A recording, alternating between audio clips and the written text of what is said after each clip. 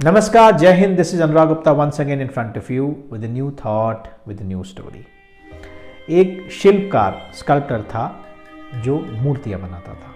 उसका एक बेटा था जिसको वो मूर्तियां बनाना सिखाता था।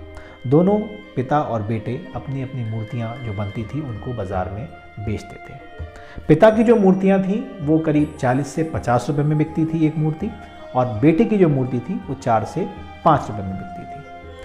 बेटा क्योंकि सीख रहा था तो उसने बहुत ही बारीकी से उस काम को सीखना शुरू किया, और उसके पिताजी ने भी उसको बहुत ही शांति से, समझदारी से वो काम सिखाया।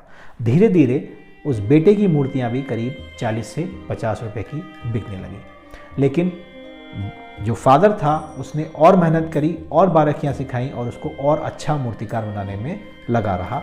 और एक समय ऐसा आया कि बाप की मूर्तियां, पिता की मूर्तियां 40 से 50 रुपए में बिकती थी और बेटे की मूर्तियां करीब 100 से 200 रुपए में बिकने लगी। लेकिन पिताजी ने उसको काम की बारीकियां सिखाना नहीं छोड़ा।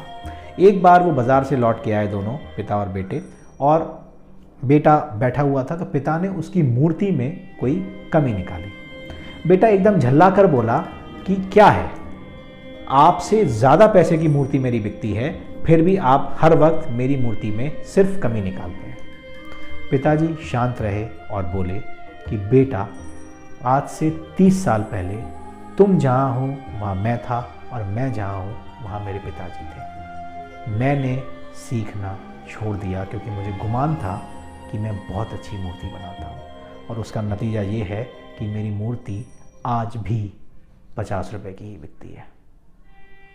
कहानी तो सिर्फ इतनी सी थी, पर इस कहानी को मैं अपने जीवन से रिलेट कर सकता हूँ। जब मेरे पिताजी जीवित थे तो कभी उन्होंने मेरी तारीफ नहीं की और मेरे अच्छे से अच्छे काम में सिवाय कमी के कुछ नहीं निकाला। मुझे भी बहुत गुस्सा आया और मैंने कई बार उनसे कहा कि आपको मेरा काम पसंद नहीं आता। पर आज जब मैं सोचता हूँ तो शायद उनका वो करना सही था, क्योंकि आज मैं जो हूँ वो सिर्फ और सिर्फ उन कमियों को निकालने के कारण हूँ। तो एक सीख जो इस कहानी से सबको मिलती है कि पिता सबसे जीतना चाहता है पर अपने बेटे से हारना चाहता है, और इसीलिए वो हमेशा उसे इसलिए तैयार करता है कि वो हर किसी से जीत पाए। और दूसरी सबसे इम्पॉर्टेंट सीख ये है कि कभी अपने अहंकार को अपने सीखने के प्रोसेस में नहीं लाना, क्योंकि अगर आपका ईगो आ गया तो आपका सीखना बंद हो जाएगा। बहुत बहुत धन्यवाद मेरे सुनने के लिए। नमस्कार, जय हिंद।